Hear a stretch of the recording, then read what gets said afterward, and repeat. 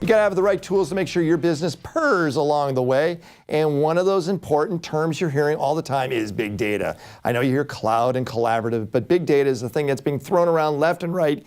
And I have to admit, I hate the term. And I think joining me in that I hate the term club is Mr. Lloyd Marino, who's writing a book around big data. I do hate the term big data. Why do you hate it?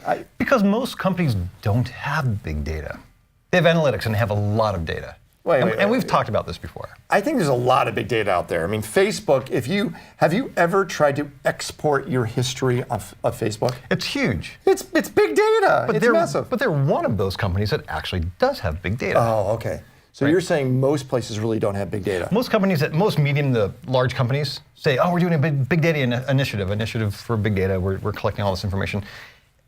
It's not big data. It's not so enormous that their current computing systems can't handle what they have. What is big data then? Define it. Big data requires you to have, if I can draw a picture in my mind, it's the ability to cluster a number of computers linearly, right? So that you can compute on all these different platforms at the same time. There is so much data that you need hundreds of servers to help you crunch this information. Okay. And most companies who say, we're doing a big data initiative, they got one or two servers. Right? That's not big data? That's not big data. They have relational databases. They may be doing something like Mongo. For them, it's big. For them, it is big. Well, then it's big data. But that's why I hate the term. It's not big data. Oh. It's analytics. And most companies are doing an analytic initiative. Okay, so you would say big data is how big? Millions of lines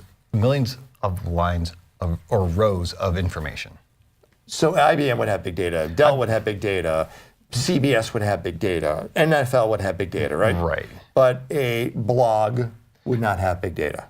Not necessarily. Most companies say we're doing big data because they are getting Facebook information. Yeah, but they are using their big data. Exactly. Okay. They're getting a subset of what they're allowed to get. So as the expert, when someone says big data, do you try to define that with them right away to make sure they understand what they're working with? I think I jokingly say, you don't really have big data. And they hate you when you say that, by the way. Right, so you go along with it, right? You do what you have to do to make them understand the objective. Why do we need to understand what big data is? Why is it important? Why do you need to write a book on it?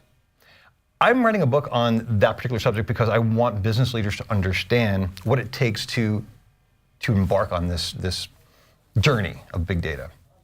What is it? Well, I'm not trying to put you in a defensive position, right? That's fine. Because I agree, big data is a nebulous term, but to write a book on it, it's like saying, hey, I want to write a book on cloud computing, which is the same thing in my mind, right? It's connected computers, that's all it is. Right. Well, why write a book on big data? What are you trying to provide that you can't get by just understanding it's a lot of data that sits on the cloud? A blueprint on how to embark on this particular initiative. So to make it work right. To make it work right so that a business leader understands what's involved in embarking on a big data initiative. So I always say start small, right? Okay. You want to understand who your audience is. So, okay. Lloyd, you want us to start small with big data. Big data. Contradiction. I want to make sure I heard that. Absolutely, and I say this all the time. How do we? You and I are going on a trip to Norway in a couple of weeks, and I think we have a whole long flight to go through this. But how do you start small with something that's perceived to be so big? Because, and I've said this on your show before, there's the 3 A's, right? There's analytics, there's automation, and there's action. Okay. And you keep repeating this process. So start small. Let's gather some demographics about your product. Who's buying it? Where are they? What are they doing with it? Which you may not have all that information. Right. Right? That could be third parties that sell your product. Amazon might have a ton of information on you. So you have to acquire all that information to analyze it properly. Exactly. So, so set your analytics, create an automation so that it's automatically building this information for you, and then figure out what the resulting information is. That's tough. Right? Perhaps. I mean, that's really trying to go down deep.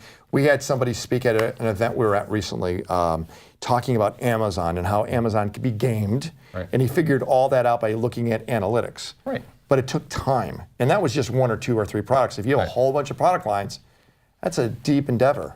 That's why I say always have a purpose. So when you're embarking on big data, know where you're trying to go. What's the end result you're trying to achieve? Okay. And in this case, if it's just understanding your customer base and where they are, and you learn about this, why are we selling more products in Texas than anywhere else? Oh, okay. Is that big data? That's analytics. That's analytics, which is part of your big data Right. construct. If you watch then do you ever use YouTube? Sure. Have you ever looked at YouTube trends? It shows you what's being watched right now in almost anywhere, any zip code, right? That's big data. Do you agree with me on that? I agree with you on that. It's massive. But they've made it to where it's user-friendly, to where you and I could actually use that as a tool to create trends and maps and all that. They spent a fortune trying to create that and analyze that. Right. What happens is we as consumers or people in business say, oh, I want it just like that, not realizing there's a lot of work to turn that into something so user-friendly, right? That's correct. Is that where you come into play? Yes, we're doing a project very similar for Hyperloop. Okay. So we actually can determine all of the urban transportation mediums in Europe right now just through your handheld device. Really, you doing that? We're doing that. So you're getting, I guess, public data that's available, big data from the public, and going through all those 3 steps of what you have identified. Yeah, and it's more than just the public. It's devices that are on the street, public Wi-Fi. It's all kinds of different. How long is that going to take you? We're actually at the point where we can actually map this stuff now. Really? I want to see that. Yeah, I will be happy to show it to you. It's fun stuff. So besides your book, which will be out soon, which is called? Current working title is How to Tame the Flood of Big Data. It's working. Yeah, it's not the title yet, and it's working. Target date is July. Okay, it's got a few more months till it comes out. Lloyd Marino, thanks a lot, Lloyd. People want to hunt you down. Where do they go? LloydMarino.com.